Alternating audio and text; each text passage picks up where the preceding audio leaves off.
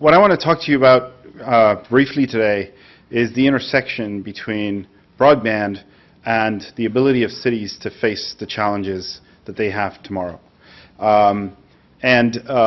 This is not an undiscussed topic, but I think that what I'm going to talk about today is an angle that is not very often shared with people who are talking about these issues. As a starting point, I wanted, sorry, no, it definitely goes too fast. Okay, as a starting point, I wanted to share this with you very briefly. This is a word cloud from a smart city document that was published by the UK government. And this section addresses the challenges that cities will face tomorrow. And you see things like development and, local economy change, things like that. What you don't see, amongst other things, is infrastructure. Now, you could argue that infrastructure is a means and not a challenge, but I'm going to come back to that. I now live most of my time in Shanghai. This is a photo of Shanghai that I took one afternoon. Living there really redefines the way that you view the city as an entity and the challenges of the city tomorrow. I'm not going to go into any details, but Shanghai is a city where you can comfortably drive 80 kilometers within city limits and still not reach the edges. So, if you map Brussels across that, you see that the challenges are going to be massively different. I don't want to list all of the challenges, and we know there's many more, but there are challenges in terms of public safety, around crime, around earthquakes for some cities, typhoons in Shanghai, certainly all of these kinds of things. There are challenges around pollution and waste. I don't know why this came out in white and not in red, but never mind. And energy consumption, of course. There are challenges around transportation, challenges around the interaction with citizens and citizen information. The city of Shanghai has 20 million plus inhabitants. So the kinds of solutions that might work in a city of 2 million to communicate with citizens are just not workable. And I mean, I don't want to suggest that Brussels will have 20 million inhabitants in 10 years, but I was in Stockholm these last couple of days. There's 100,000 plus newcomers to Stockholm every year. So, these issues of the growth of the city are at the core of what we are talking about. Oh dear. Okay, I'm sorry. This was supposed to be all smooth, but okay. So, addressing all of these things. Addressing all of these things is supposed to deliver citizen well-being and business prosperity. And that, in turn, will deliver attractiveness to the city and city prosperity. It will also, in democratic systems, probably get the teams in place re-elected, which is incidental but might be important to political decision-making. Now, here's the problem. The problem is that I think we're addressing all of this problem from the wrong way. And I'm going to try and illustrate that now. If you look at what a connected city is, at the foundation, at the bottom, you have an infrastructure. That infrastructure empowers everything that is above it. And above that, you have quite often, I'm sorry, it's just not workable, but I'll do my best. You have a network of sensors or various data inputs. They generate data. This data is fed into an application, and this application actually delivers the service to the users. This is, in effect, what any of these challenges require to be delivered, right? Now, the problem comes from this. This is how it's being built in cities today. I need a traffic flow optimization application. So I think about the functional needs, I outsource the development, and I get a contract for connectivity. I need a waste management application, I define my functional needs, I build the application or outsource it, and I buy, et cetera, et cetera.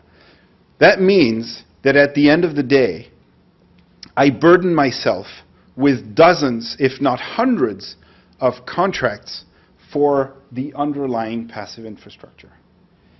the cost of that is simply not sustainable.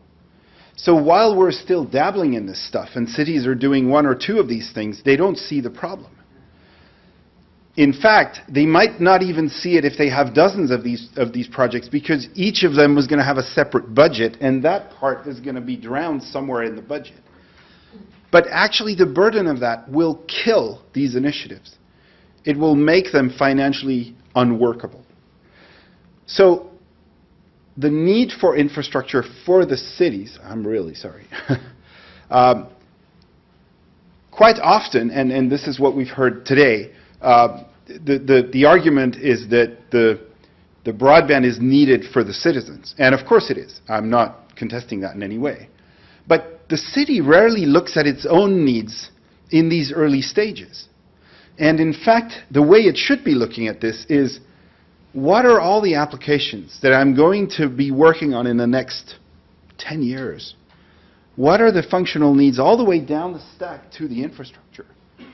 And then, what do I need to build as an infrastructure to support that? And how does that mesh with my citizens' needs? That should be optimally the way that they think about these things. So the question remains, I need this infrastructure to empower my city, but what infrastructure are we talking about? The problem is that I'm sorry, it's very frustrating.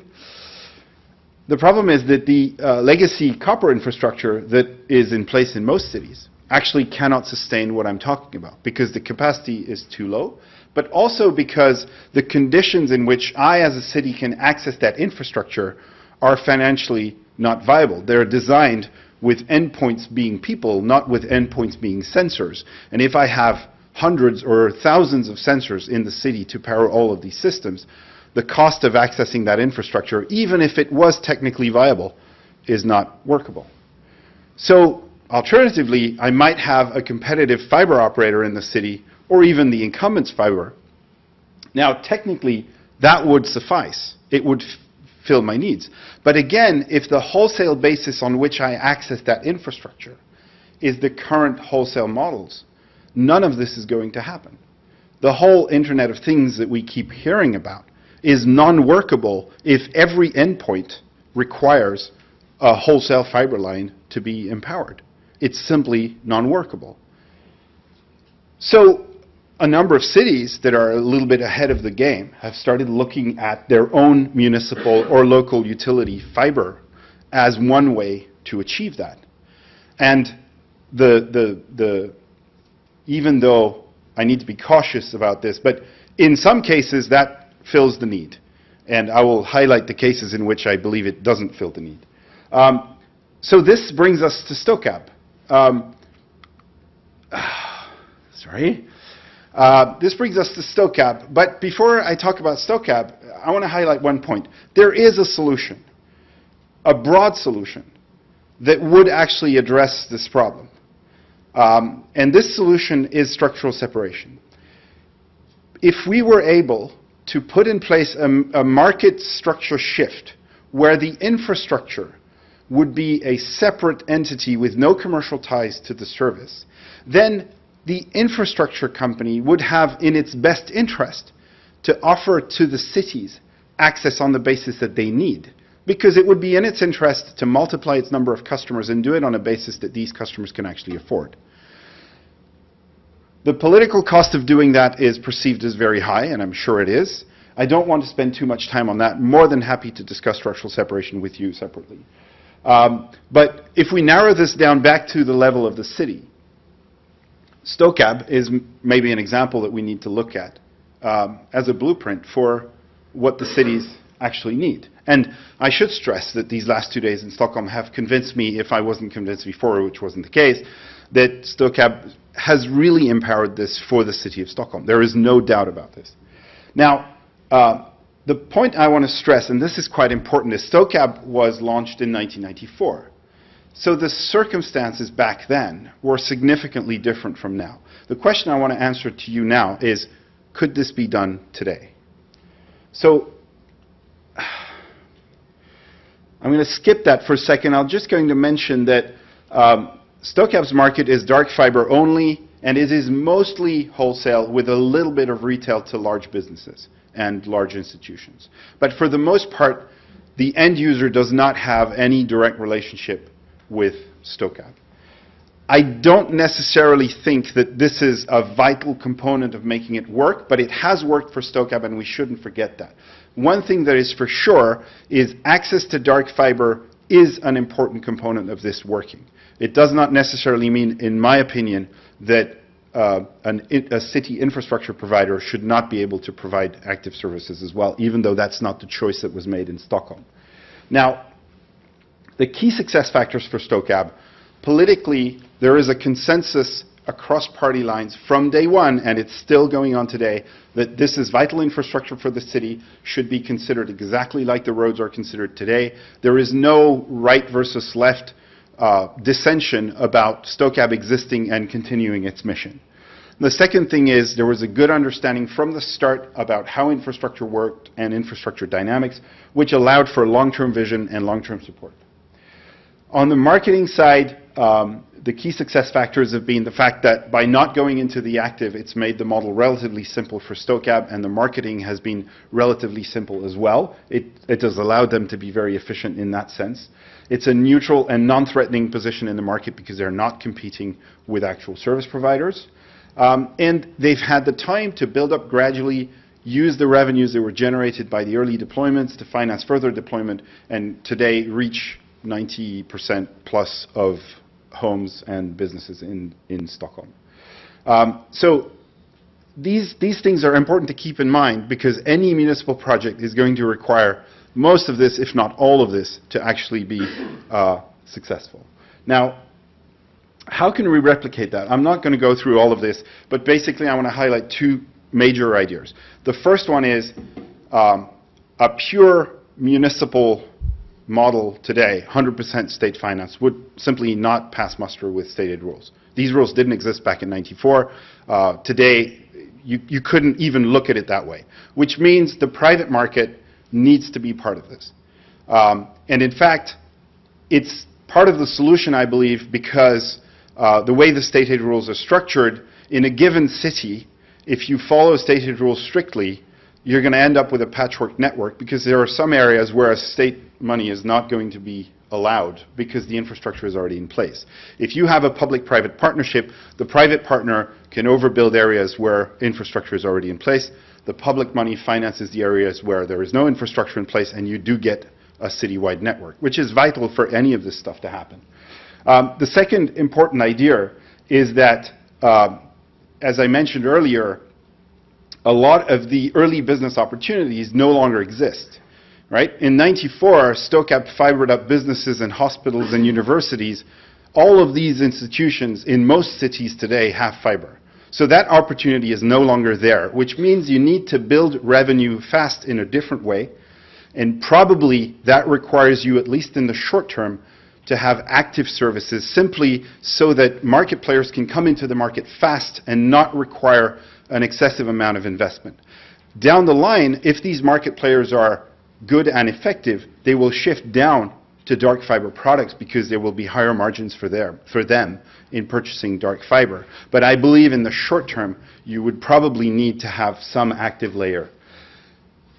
So yes, I believe it is possible to replicate that model if you take into account the fact that, you know, we're 20 years on, the situation is somewhat different. In fact, there is, I'm sorry, this is extremely frustrating. Oh, and lag as well. In fact, there's one last aspect that I wanted to touch on briefly, and that is that one of the issues, even with the municipal projects that we see today that benefit from state aid, is that the city doesn't actually get anything from the project. In other words, the way it works today is the city tenders out a project and says, I will give so much money to a private player to deploy fiber in the whole city.